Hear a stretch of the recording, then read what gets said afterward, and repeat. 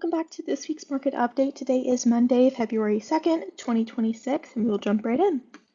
Looking at last week's market performance, stocks finished the week mixed, driven largely by company and sector-specific developments.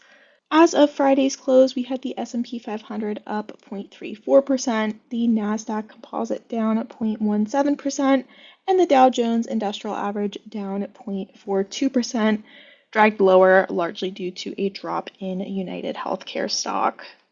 Moving into our economic news from last week, on Friday, President Trump announced Kevin Warsh, former Fed governor with Wall Street experience, as his nominee for Fed chair, ending months of uncertainty. While Senate confirmation is still required and faces some bipartisan scrutiny, markets interpreted the nomination as a more balanced and independent pick for the central bank. The clear outlook for Fed independence triggered some of the sell-off that we saw in precious metals as traders unwound positions that had been built amid concerns over political pressure on the central bank. Silver fell as much as 33% intraday on Friday. Gold was down as much as 12% on Friday. Silver ending the week about 19% lower, gold down a little bit less than 3% last week. Now, this Fed nomination is just part of the puzzle and why we saw such a sell-off in precious metals, but it certainly is contributing to it as we saw the US dollar get a boost while precious metals and other assets took a bit of a hit on Friday. We also had several large cap tech companies report earnings last week with quite a few disparities in how the resulting stock price reactions were. Meta exceeded expectations, showing AI investments are translating into revenue and earnings, sending the stock up almost 9% last week. Microsoft, on the other hand, beat earnings, but with weak Azure growth, lower operating margins, and rising AI capex weighing on the stock, it was down almost 8% as a result last week. Tesla reported better than expected Q4 earnings, but revenue was down for the third consecutive quarter, sending the stock just over 4% lower last week.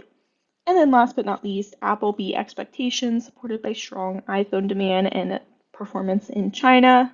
The stock was up 4.6% last week as a result.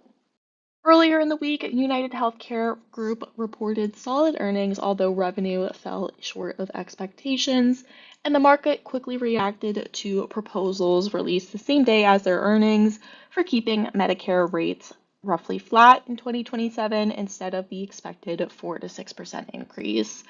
UNH stock plunged nearly 20% in a single session, ending the week 19.5% lower, with many other health insurers down, sending the U.S. healthcare providers ETF down about 9% last week as well.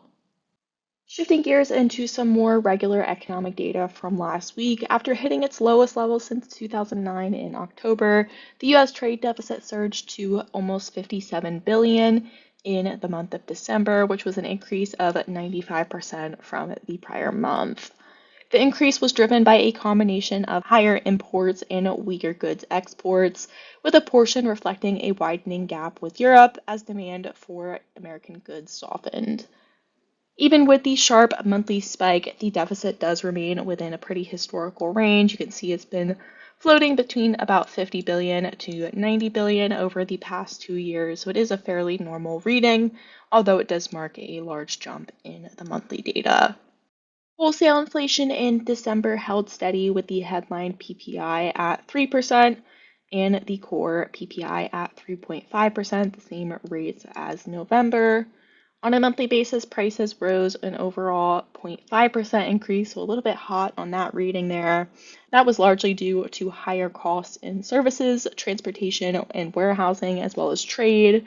On the other hand, moderating food and energy prices helped to offset some of that inflationary pressure. Last but not least, taking a look at our monthly consumer confidence index, U.S. confidence fell sharply in January, hitting its lowest level since 2014.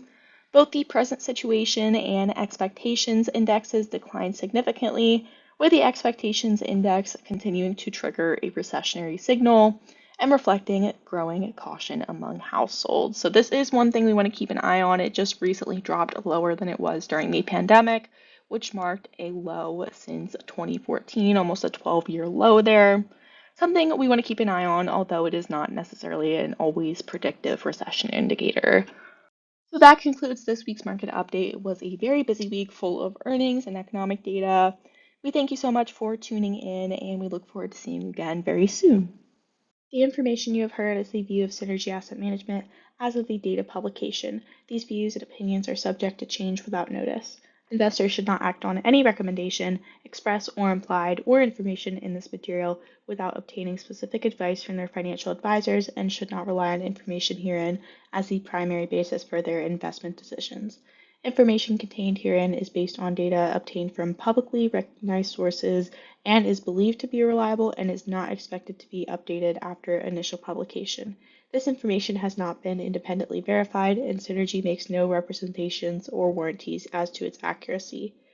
The material has been prepared solely for informational, educational, and market commentary purposes and is not a solicitation of advisory services or an offer to buy or sell any security or to participate in any trading strategy.